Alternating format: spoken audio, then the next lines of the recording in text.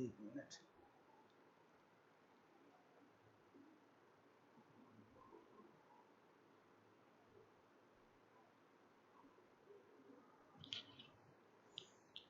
तो इस वीडियो में हम लोग पार्शियल ऑर्डर रिलेशन के बारे में पढ़ेंगे। जैसे अभी तक हम लोगों ने इक्विवेलेंस रिलेशन पढ़ा था लास्ट वीडियो में, उस पर बेस कुछ न्यूमेरिकल किया था, लेकिन आज पार्शियल ऑर्डर रिलेशन के बारे में पढ़ेंगे। Partial order relation. तो partial order relation, a relation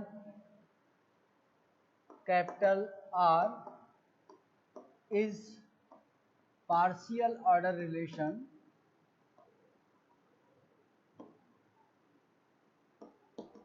if relation R hold following properties.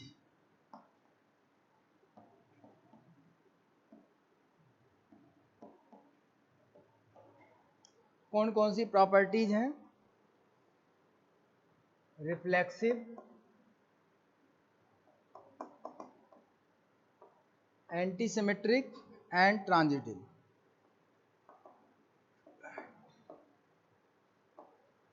Antisymmetric and third one transitive.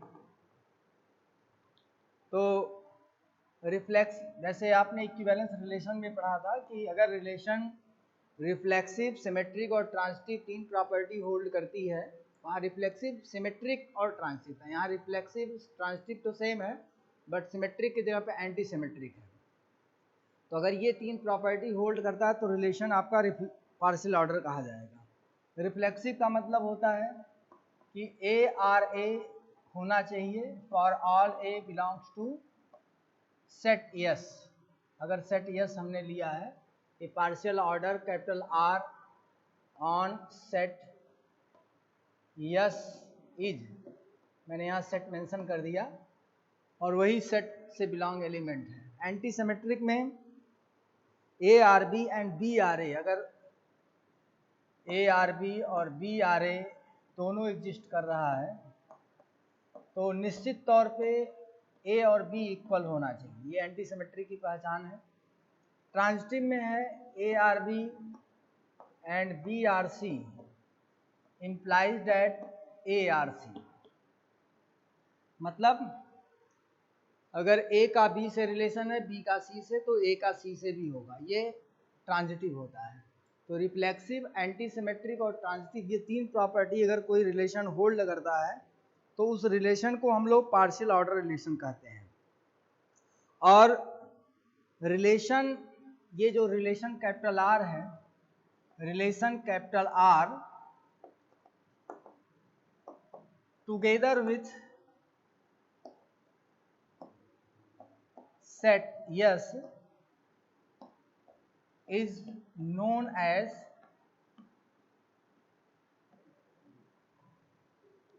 Coset. Poset मतलब partial order set. Partial order, इसको इधर लिख देते हैं, पार्शियल ऑर्डर सेट, जिसको शॉर्टकट में आप कोसेट कह सकते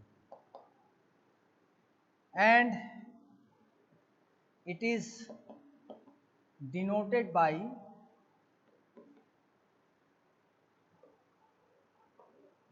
with in bracket S comma R, where S is set, R is relation.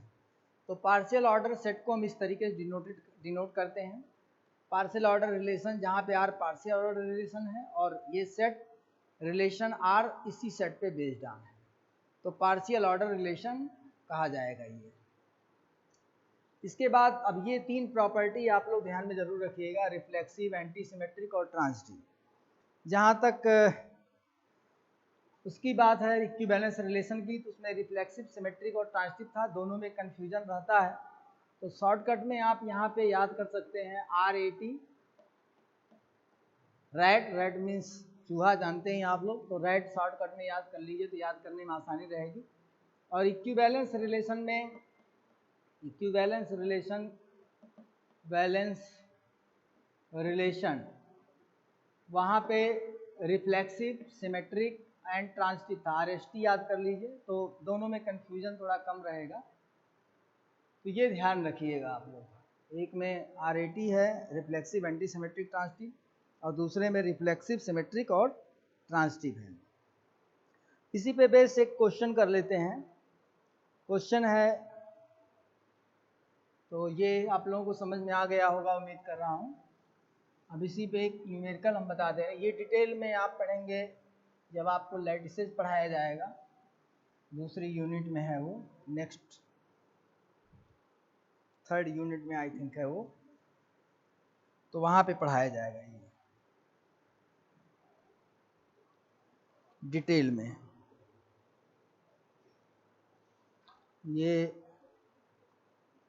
Lattices आपका 3rd यूनिट में है, 3rd यूनिट में डिटेल में ये सब पढ़ाया जाएगा, पार्शियल ऑर्डर रिलेशन के बारे में। लेकिन यहाँ पे शॉर्टकट में था, टर्मिनोलॉजी बताना था, लेकिन इस टर्म को बताने में पूरी डिफिनीशन बतानी पड़ती है। और एक क्वेश्चन भी हम करा दे रहे हैं। क्वेश्चन है, the relation greater than equal to is a partial order on Z, Z मतलब set of integer, on Z the set of integer। तो इस पे पार्शियल ऑर्डर है, ये आपको प्रूव करना है। तो इसके लिए वही तीनों प्रॉपर्टी आपको होल्ड करा के दिखा देना है। तो any relation to be partial order, any relation to be partial order, it must hold reflexive,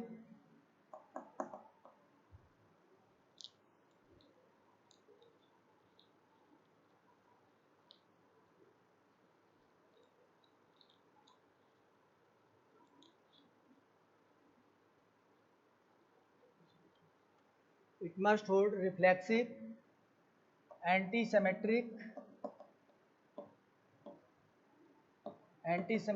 and transitive property, transitive properties। तो ये तीन प्रॉपर्टीज होल्ड करना चाहिए। अब हमको यही शो करना है कि ये तीनों प्रॉपर्टीज होल्ड कर रहा है कि नहीं कर रहा है। तो ये तीन प्रॉपर्टी अगर होल्ड करेगा तो गिवन रिलेशन पार्शियल ऑर्डर हो जाएगा। तो 1 बाय 1 करके प्रूव करते हैं। फर्स्ट ऑफ ऑल रिफ्लेक्सिव, देखें उसमें कोई दिक्कत है कि नहीं है। तो since A is greater than equal to A for all A belongs to Z, इसमें कोई दिक्कत नहीं है क्योंकि हर एक A अपने A के बराबर होता है। यहाँ पे ग्रेटर या इक्वल दोनों में से कुछ भी है तो ये रिलेशन इस्टेब्लिश हो जाएगा। तो हर एक इंटीजर अपने इंटीजर के बराबर, अपने के बराबर होता है, तो इस नाते ये इक्वलिटी होल्ड हो जाएगी, इनइक्वलिटी। तो इसी वजह से हेंस हो जाएगा ARA, hence R is reflexive, इस वजह से R रिफ्लेक्सिव हो जाएगा। पहली बात प्रूफ हो गई। बहुत सिंपल था, कुछ नहीं करना था। आपको इंटीजर के बारे में कैरेक्टरिस्टिक उसकी देखनी है। हर इंटीजर अपने के बराबर होता है, तो इसी वजह से लिखा गया है since A is greater than equal to A, मतलब since every integer is greater than equal to itself, so ARA and so R is reflexive. बहुत सिंपल था, आराम से इसको आप लिख सकते हैं। कैसे लिखना है वो थोड़ा सा सिस्टमेटिकली आपको रीजनिंग एबिलिटी स्ट्रांग रखनी है तो रिप्रेजेंट कर ले जाएंगे। ठीक इसी तरीके से एंटी सिमेट्रिक के बारे में देखिए। एंटी सिमेट्रिक, अगर आप कोई भी दो इंटीजर लीजिए, for all a comma b belongs to z, if a is greater than equal to b and b is greater than equal to a। अब आप सोचिए कोई दो अलग अलग इंटीजर कभी भी ये दोनों चीजें नहीं होल्ड कर सकते। अगर a की जगह पे 3, इसकी जगह 5 ले लीजिए, 5 a की जगह पे ले लीजिए और इसकी जगह 3, तो 5 is greater than 3 but 3 is not greater than 5, so it cannot hold until unless both are not equal। तो ये जो है इसका मतलब है कि if a is greater than b and b is greater than a, then निश्चित है कि a और b इक्वल होंगे। तो two different integer hold this greater than equal to sign in reverse manner, तो then both integer must be equal. तो यहाँ पे जैसे a is greater than equal to b है और b is greater than equal to a है, तो compulsory है कि a और b बराबर होना चाहिए। हेंस क्या इंप्लाइज कर रहा है, इसका मतलब क्या था a r b, और इसका मतलब क्या है b r a। क्या इंप्लाइज कर रहा है, a इक्वल टू b। तो इस नाते hence r is anti symmetric हो जाएगा, एंटी सिमेट्रिक। ये बहुत ही पॉपुलर क्वेश्चन है, एग्जाम में पूछा जाता है अक्सर।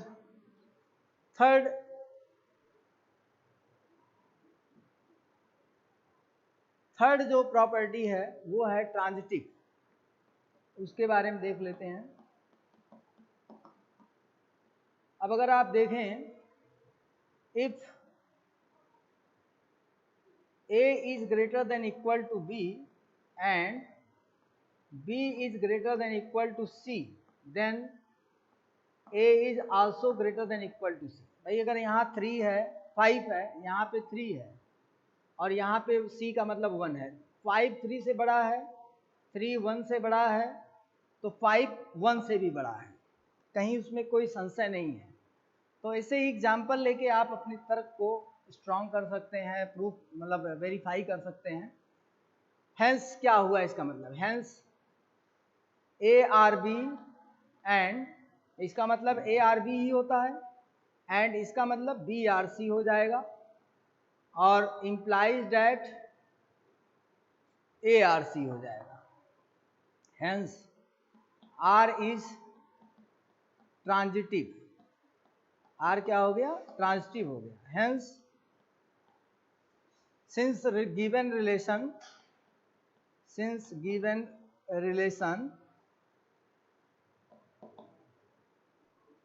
is reflexive, antisymmetric,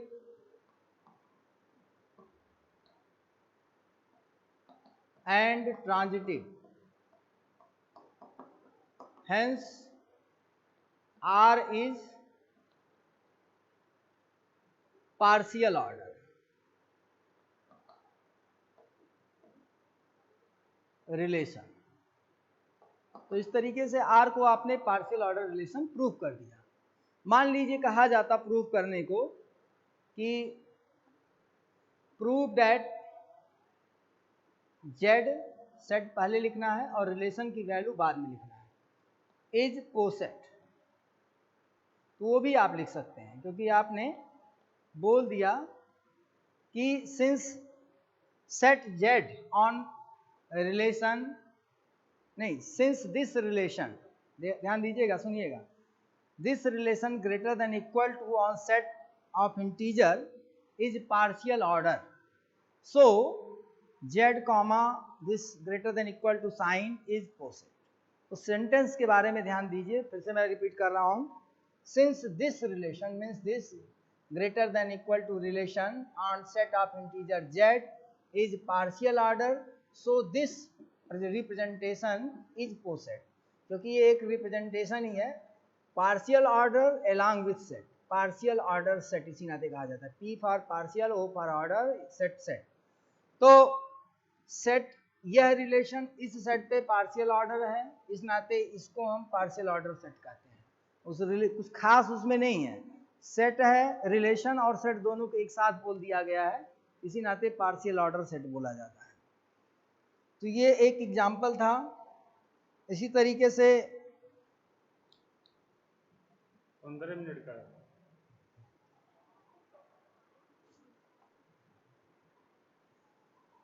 इसी तरीके से एक और एग्जाम्पल है, वो भी बहुत ही पॉपुलर है, बहुत पूछा जाता है, वो भी हम बता दे रहे हैं, पार्शियल ऑर्डर पे ही है।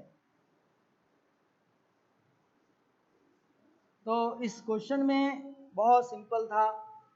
एक तो पार्शियल ऑर्डर का कॉन्सेप्ट अगर क्लियर है तो मतलब ये है कि रिलेशन के अंदर तीनों प्रॉपर्टी शो करानी है आपको, और वो रिफ्लेक्सिव, एंटी सिमेट्रिक, ट्रांजिटिव था। रिफ्लेक्सिव का मतलब ए आर ए आपको दिखाना था, और एंटी सिमेट्री का मतलब ए आर बी और बी आर ए ये दोनों अगर हैं तो इसका मतलब है कि A इक्वल टू बी है, मतलब A और B डिफरेंट नहीं है, सेम एलिमेंट है। तीसरी चीज थी A R B and B R C implies कर रहा था ए आर सी। तो यहाँ पे चूंकि इंटीजर था तो हर एक इंटीजर अपने से ये होल्ड करता है रिलेशन, इस नाते कोई इशू नहीं हुआ। यहाँ पे क्या था कि अगर यह इससे बड़ा है और ये इससे बड़ा है तो ये तभी हो सकता है जब ए बी दोनों बराबर हो। रख के आप कोई भी दो इंटीजर देख सकते हैं, यहाँ 5 रखा, यहाँ 3 रखा, यहाँ तो ओके हो गया, लेकिन यहाँ पे दिक्कत हो जाएगा, यहाँ पे नहीं होगा। कब तक नहीं होगा? जब तक ये 5 जो लिखा गया और ये जो 3 लिखा गया है ये दोनों जगहों पे सेम इंटीजर ना हो। तो इसका मतलब है कि a इक्वल टू बी होना चाहिए, तो इसी नाते वो भी होल्ड हो गया। और यहाँ पे आपने 7 रखा, यहाँ 5 रखा, यहाँ पे 3 रखा। अब 7 5 से बड़ा है, 5 3 से बड़ा है, तो निश्चित तौर पे 7 3 से बड़ा है। यानी कि अगर 7 5 से रिलेट कर रहा है, 5 3 से रिलेट कर रहा है, तो 7 3 से भी रिलेट करेगा, कहीं कोई दिक्कत नहीं है। कोई भी दो इंटीजर लेके दिमाग में आप इसका वेरिफिकेशन कर सकते हैं। इसी तरीके से दूसरा एग्जाम्पल है, let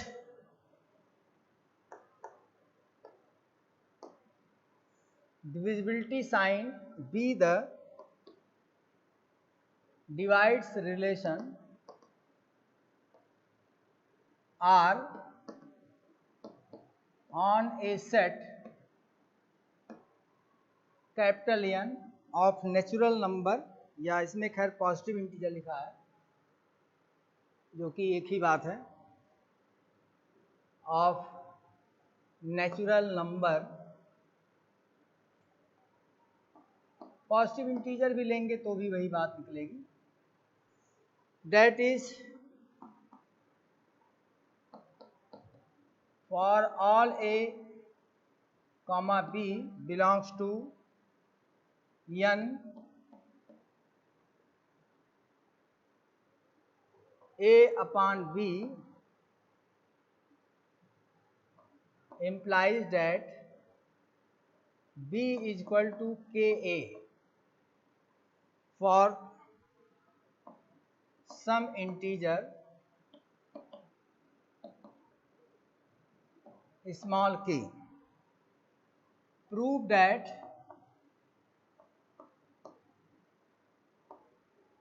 this relation is a partial order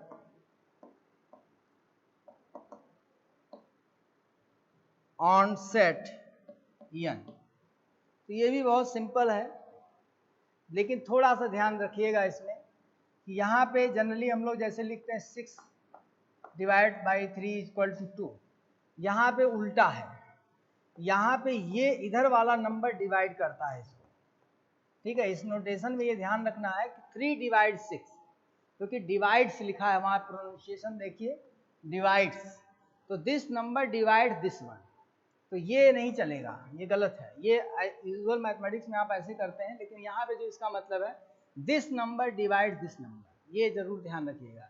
3 divide 6, A divides B, मतलब ए बी को डिवाइड कर रहा, ना कि बी ए को डिवाइड कर रहा है, ये ध्यान रखिए।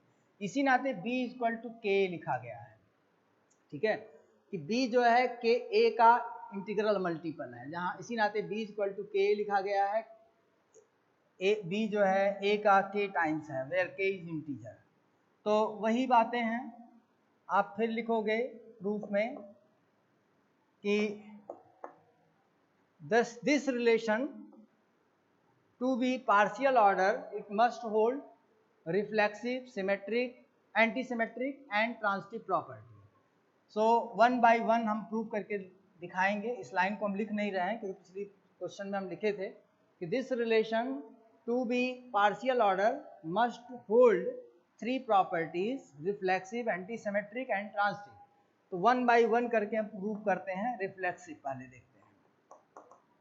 तो देखिए, since every natural number divides itself for all A belongs to capital N, इसमें कोई डाउट नहीं है, ठीक है। तो इस वजह से hence A R A, hence R is reflexive हो गया, कहीं पे इसमें कोई समस्या नहीं है। Every natural number divides itself. Symmetric, anti symmetric देखिए, एंटी सिमेट्रिक में A divides B and B divides A, क्या इंप्लाइज कर रहा है भाई? अगर आप दो अलग अलग इंटीजर लेंगे तो ऐसा पॉसिबल है? नहीं है पॉसिबल। इधर 3 लिख दीजिए, इधर 6 लिख दीजिए।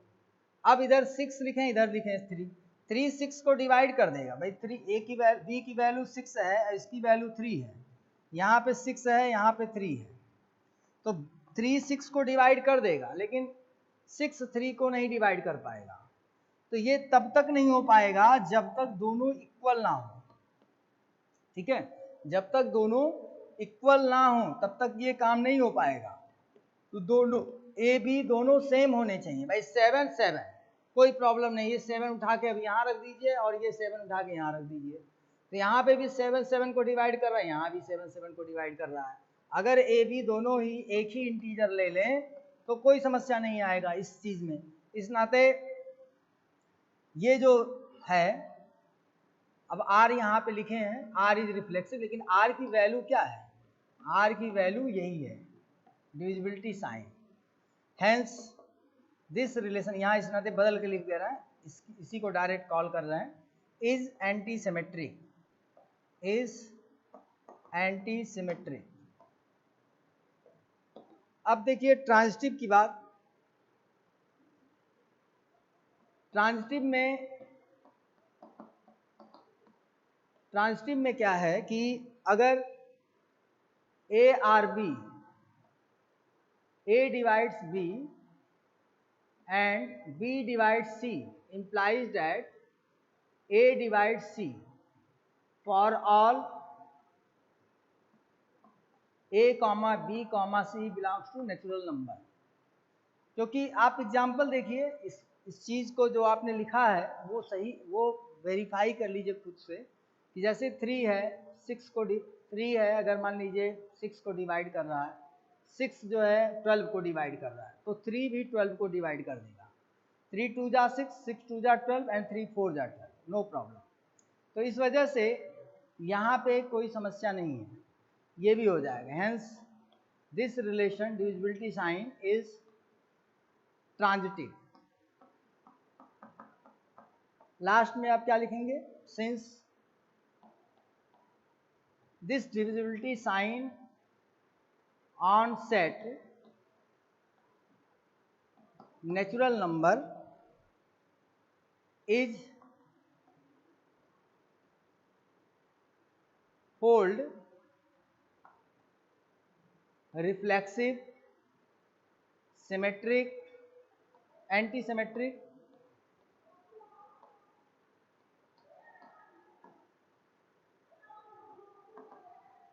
ये पूरा लिख दे रहे हैं, reflexive, anti symmetric, transitive property,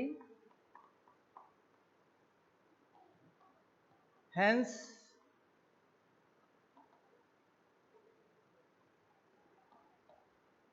is partial order on set n। जरूरत पड़ने पे आप ये भी लिख सकते हैं कि दिस इज पोसेट, अगर पूछा जाता है इज पोसेट, ये भी लिख सकते हैं। अगर मान लीजिए पूछ लिया गया तो ये भी लिख सकते हैं। तो ये चीज़ें हैं। तो बहुत ही आसान था।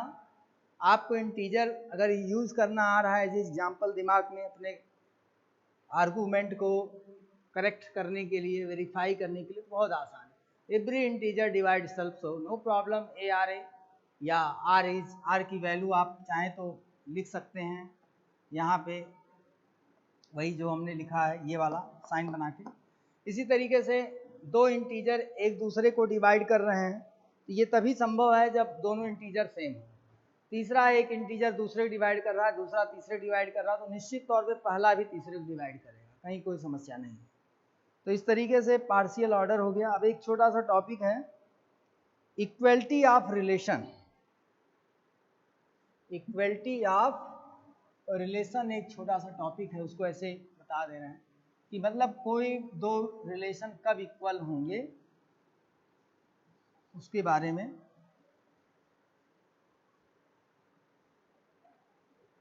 Equality of a relation of two relation. तो कोई भी दो relation R1 R2, two relation R1 and R2 on set A1 and A2 respectively will be equal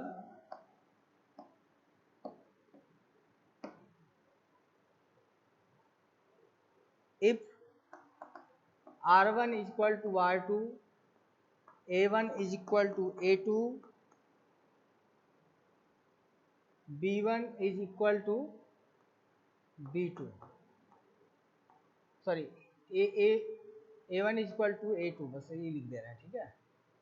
तो ये दो, कोई भी दो रिलेशन तभी इक्वल होंगे जब दोनों सेट आपस में इक्वल हों, दोनों रिलेशन इक्वल हों। नेक्स्ट टॉपिक जो है उसको हम डिटेल में अगले वीडियो में बताएंगे, लेकिन इंट्रोडक्शन दे दे रहे हैं। वो है रिप्रेजेंटेशन ऑफ रिलेशन। तो रिलेशन को एक तरीके से आपने अभी रिप्रेजेंट किया सेट थियरी के मीन्स से, लेकिन और भी तरीके से हम रिलेशन को रिप्रेजेंट कर सकते हैं। वो है एक ग्राफिकल रिप्रेजेंटेशन या उसको पिक्टोरियल रिप्रेजेंटेशन कहते हैं, और दूसरा होता है मैट्रिक्स रिप्रेजेंटेशन। तो रिप्रेजेंटेशन ऑफ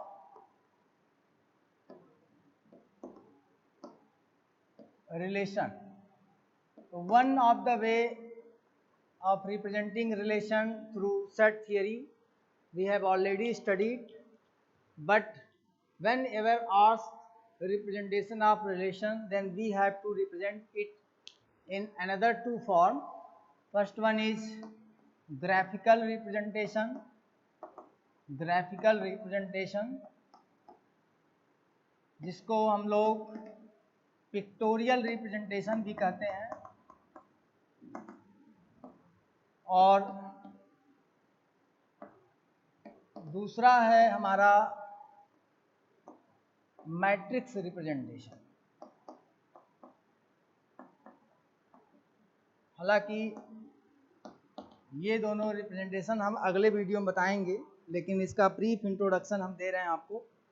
तो ग्राफिकल रिप्रेजेंटेशन में हम लोग एलिमेंट्स को, ग्राफ मतलब जिसमें वर्टिसीज और एजेज हों। ये वर्टिसीज ऐसे, जैसे ये मान लीजिए ग्राफ है, तो इस ग्राफ में 4 वर्टिसीज अगर दिए गए हैं तो मतलब रिलेशन 4 एलिमेंट वाले सेट पे डिफाइन है। तो यहाँ पे एजेस जो होते हैं डायरेक्टेड एजेस रहेंगे। डायरेक्टेड एजेस अगर मान लीजिए सेट में 1 2 3 4 ये 4 एलिमेंट लिए गए हैं, और इसी 4 एलिमेंट पे रिलेशन हमारा डिफाइन किया गया है। तो ये 4 एलिमेंट आपके यहाँ पे आएंगे एज ए वर्टिसीज। और दूसरी चीज़ है, एजेस जो होते हैं वो रिलेशन के अंदर जो एलिमेंट्स होते हैं उसको रिप्रेजेंट करते हैं। कि जैसे अगर 1 2 बना हुआ है यहाँ पे 1 से 2 की तरफ, 1 से 4 की तरफ, 3 से 2 की तरफ एंड 4 से 2 की तरफ, ये 4 एलिमेंट बने हुए हैं, यानी 4 एजेस, यानी कि रिलेशन के अंदर ये 4 एलिमेंट हैं। 1 से 2 की तरफ, 1 से 2 की तरफ, 1 से 4 की तरफ, 4 से 3 की तरफ 3 है ये, और 3 से 2 की तरफ, ये 4 एलिमेंट बने हुए हैं। ये 4 एलिमेंट बने हैं रिलेशन के अंदर, इसी नाते ये 4 एजेस डायरेक्टेड एजेस बने हुए हैं। और ये 4 वर्टिसेस नाते बने हुए हैं क्योंकि 4 एलिमेंट हैं सेट के अंदर जिस पर हमारा ये रिलेशन डिफाइन है। अब कोई भी रिलेशन इस ग्राफिकल मीन से समझाया जा सकता है। इसी तरीके से मैट्रिक्स में क्या होता है कि अगर 4 एलिमेंट का हमारा सेट है तो 4 इंटू 4 का हमारा मैट्रिक्स बन जाएगा A11, A12, A13, A14, A21, A22, A23, A24, A31, A32, A33, A34, A41, A42, A43 and A44। ऐसे ये 4 इंटू 4 का एक मैट्रिक्स बन जाएगा। और इस मैट्रिक्स के जो एलिमेंट्स हैं इसकी जगह पे 0 या 1 लिखे जाते हैं। 0 तब लिखा जाएगा जब A11 और किसी पर्टिकुलर 2 एलिमेंट के बीच में एजेस हैं, तो नहीं है तो 0 लिखा जाएगा, है तो 1 लिखा जाएगा। जैसे ये A11 कॉलम से नाम से जाना जाएगा। A12 अगर मान लीजिए ABCD ये 4 एलिमेंट हैं सेट के अंदर, मैं साफ साफ लिख दे रहा हूँ। तो अगर AA के बीच में एज है तो या AA एलिमेंट हमारे सेट के अंदर है तो यहाँ पे 1 आएगा, अदरवाइज 0 आएगा। तो जो भी एलिमेंट होगा करस्पॉन्डिंग, अगर है तो 1, नहीं तो 0। लेकिन मैं इसको डिटेल में अगले क्लास में बताऊंगा। ठीक है, बंद कर। नेक्स्ट वीडियो में बताएंगे